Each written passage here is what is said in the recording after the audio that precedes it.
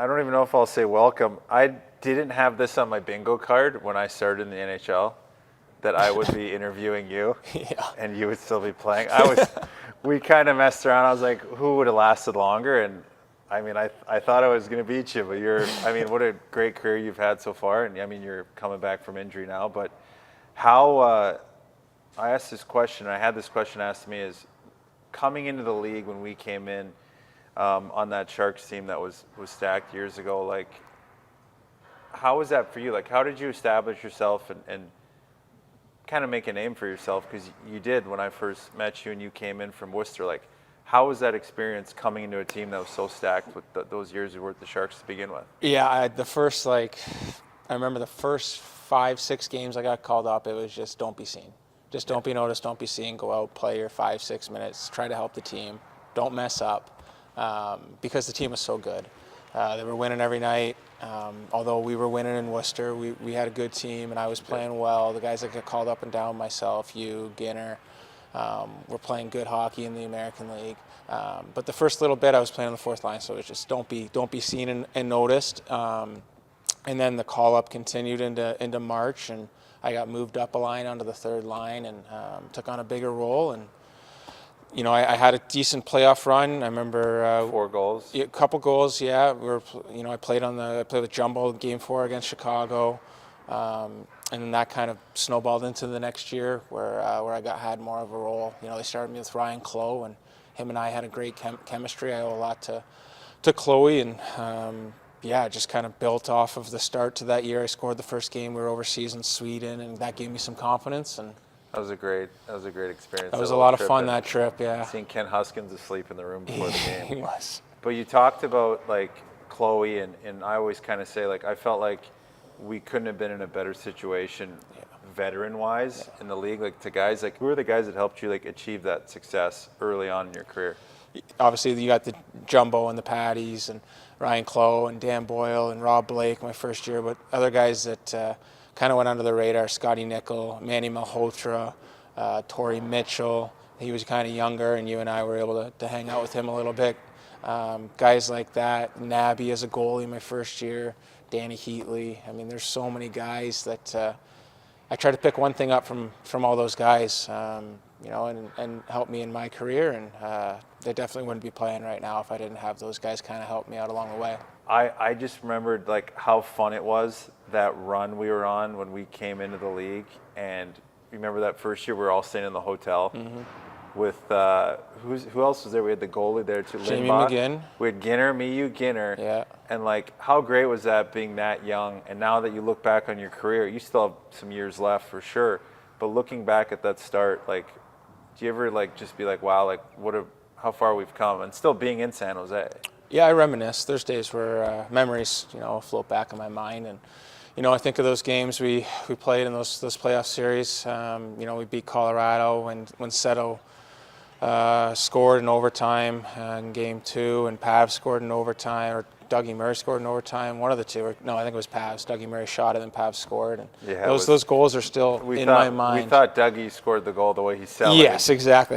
Chloe skated the complete opposite way. Yeah, great memories. And then my first 2 years, and you're obviously on the team. We go to the conference finals, and you just think it's going to come like that. And it's almost like the regular season starts. It's like, let's get to the playoffs where the real fun happens. And we're so lucky for those years to play on such good teams. In the last 4 or 5 years, I've kind of gotten a dose of what it's like on the other side of the coin with teams that don't play in the playoffs, and how difficult it is. I was there for about 6 years, and it's a different mental mindset coming to the rink every day. Yeah. Not knowing you're going to lose, but having that doubt, which was reversed I always joke that when we played here, like, if you'd go on a 2-game losing streak, it was like Armageddon. And now it's like, they did 12, and how's that been, like, especially now that you're captain and dealing with that side? Because it's something that, Jumbo and those guys, they never had to deal with because the teams were always competitive. Right, it's tough. The one thing that you can't allow to happen as a player, as a professional, as a competitor, is you can't accept losing.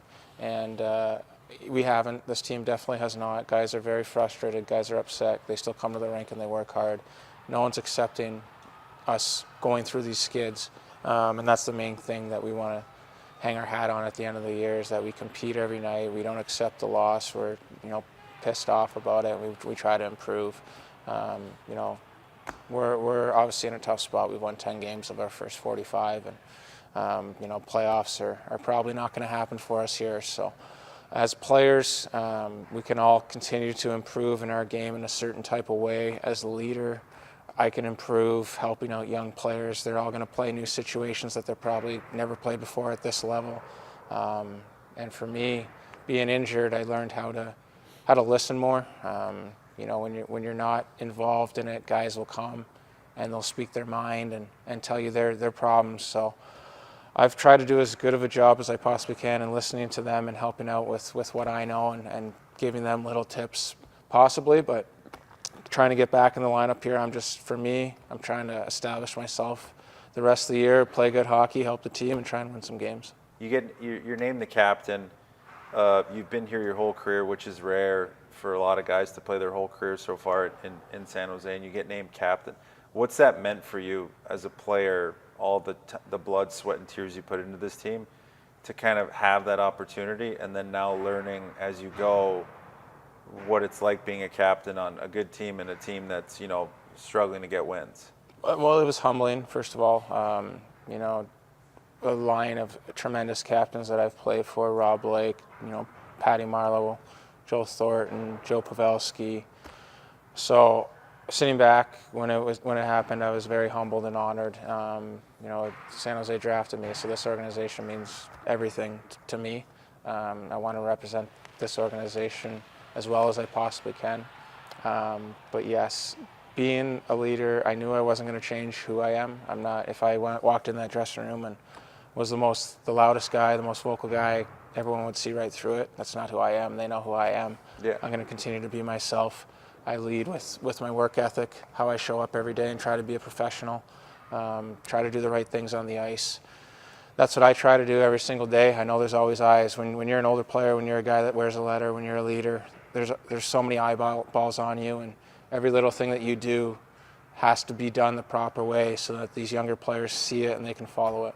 You're into your 30s now, and you've gotten older, and I always ask guys, and for me I stopped as more injuries and things like that, but like for you, what changed for you to mentally watching hockey because the game has changed so much since we started, and these young punks that come into the league now, they're a lot more highly skilled, fast, and Mm-hmm.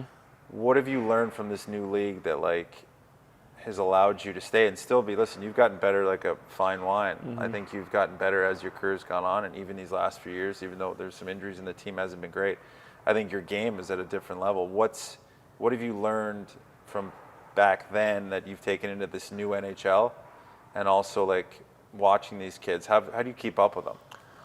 For the first point, the league, in my opinion, the league changes every 5 years. So that's what makes players that have 10, 15, 20-year careers so special. Joe Thornton, Patty Marleau, because they adapt with the way that the game changes and the league changes. It is a copycat league. A team wins. Most teams watch how they play. They want to copy that and they want to play that way. But yes, the skill level is definitely higher. The speed is continuing to get faster.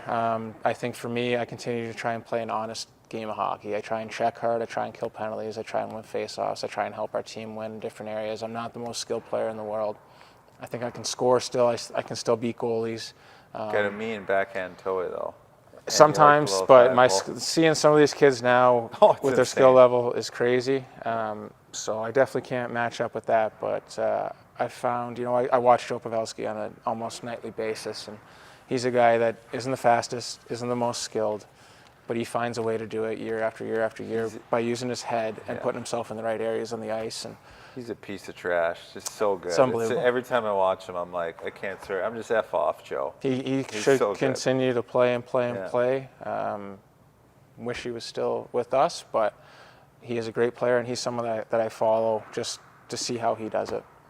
Mentally getting over a lot of these hurdles, how's it been for you with injuries and keeping your mind straight on and on the straight and narrow? Because I find you have a great mental fortitude in bouncing back from injury? This one was tough. This injury. I didn't have a timeline. There was really just the unknown. Waking up one day feeling good, waking up the next day and feeling like I can't walk. So that was very, very difficult for me.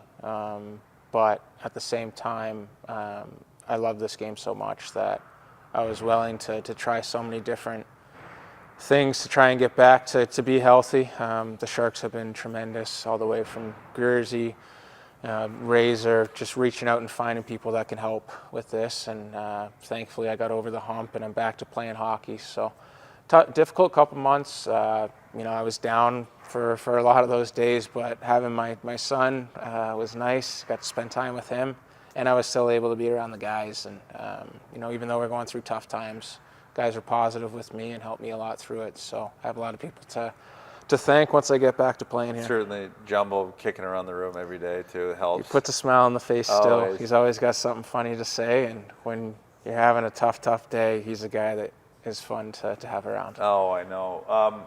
Last question for you with Jumbo. We got the announcement, Jumbo's retirement jersey next year. What's your best Jumbo story you got? Oh man. I know there's too many. It's so hard, but what's one that just pops in your head as soon as you think of Jumbo? Right away, I don't know why I thought of this, but when Tommy Hurdle scored the 4 goals, we go to Vancouver. He tells the reporter if he scored 4 goals, what he would do. And then 2 years later, maybe, he gets a hat trick against Boston at home with about 7 minutes left in the game to tie it up. And everyone on the bench is like looking at each other like, get him this fourth. If he scores another one, fourth, yeah. He might actually do it. Yeah. He's the one guy in the league that would do it. I mean, he did. How many interviews did he do butt naked? He did the ESPN magazine one. Yeah. So, I mean, there's so many stories with that guy. Yeah, just him playing. Speaking of playing through injuries, that's one guy that would play through so much and didn't complain at all. Him and Patty, probably 2 guys that never won a cup that I'd say couldn't be more deserving guys. Exactly. But Couch, man, thanks, buddy, for taking the time out of your day to talk to an old has-been like me. But that was fun. I appreciate the first time, man. Awesome. And good luck when you're coming back. Hopefully it's soon. And I'll be calling the game, and I'm going to shout you out and give you all the props, baby, because Awesome. that's what I do. Thanks buddy. brother. Yeah. Thanks, big boy. Appreciate it.